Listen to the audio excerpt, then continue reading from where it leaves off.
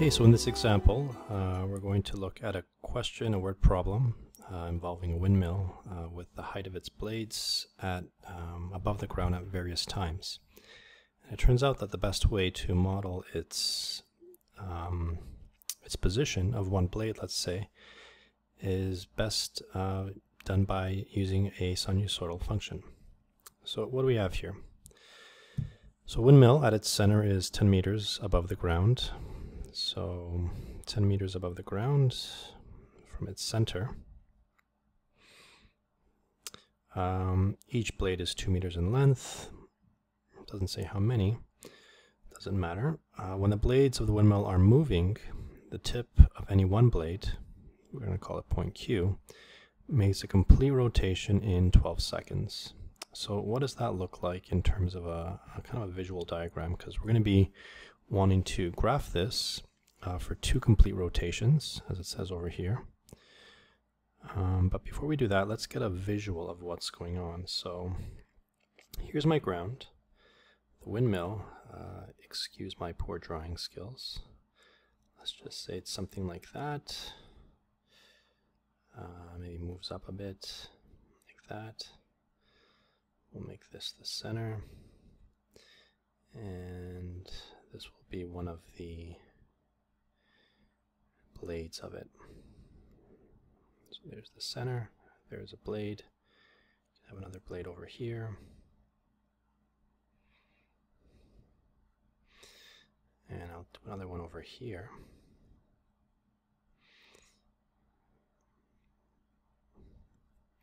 And what we know is that each blade is 2 meters in length, so the distance from here to here, from the center, is 2 meters. And it's not exactly drawn from the center, but you get the idea. I'll actually just make a small note where the center is. I'll be right there in the red, and that's 2 meters. So the length is from here to here. That's 2 meters. Let's go back. The center we know is 10 meters above the ground, so the red dot, if I kind of draw a broken line out here, above the ground is 10 meters, so that distance is going to be 10 meters. And we have some point Q. I will use a red dot for that as well, and I will use, just say, this blade here, could be any blade, we're assuming that they're all the same length. And we'll call this point Q. And I want to model point Q's height above the ground at any given time t. So let's start at the lowest point, which is around here. And again, this is not drawn to scale, but it's just the idea that really matters.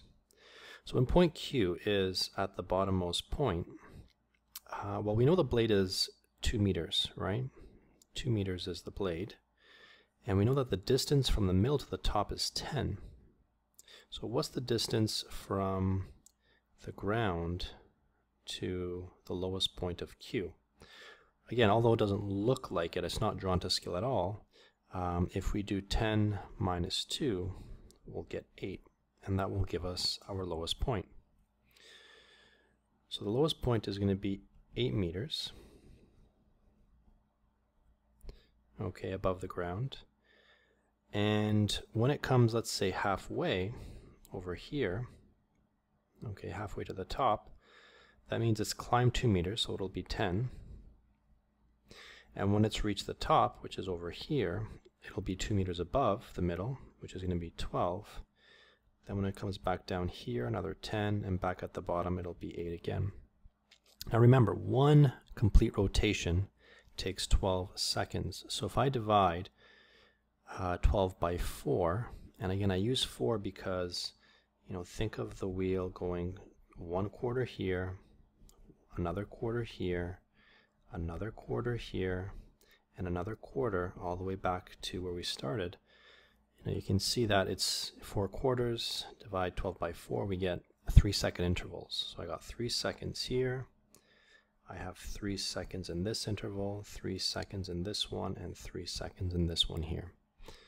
I'll just do this off to the side. 12 divided by 4 is 3. And it looks like we can start graphing. So let's define our x-axis. So over here, we have time, and that's in t seconds. And on the y-axis, we have height. Okay, to be specific, it's the height of the end or the tip of one of the blades, but we won't be that detailed in our graph. And this is in h meters. And I will take this, put it sideways here. Okay, so for the time, I'm going to make 4 intervals. So 1, 2, 3, 4, equally spaced out, going by 3, 6, 9, and 12. And I'm going to make 4 more because we are going for 2 complete rotations. So that's another 1, 2, 3, 4. That'll be 15, 18, 21, and 24. In terms of the height, I'm starting at the bottom, which is at 8. The topmost point is going to be 12. In the middle, I will have 10. And let's see. So we're starting at the bottom, which is at 8.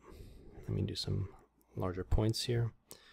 Starting at 8, after 3 seconds, remember I'm 10 meters above the ground, so I'll be at 10. After 6, I'll be at 12. After 9, I will be at 10 again. And at 12, I'm back at the bottom, and the cycle just repeats itself, so I won't even bother to be detailed about this. Okay, we have a nice smooth line connecting all these points. That's 1 cycle, and up again. That is 2 cycles. Okay, it looks like we have our graph for 2 complete rotations, where Q begins at its lowest point.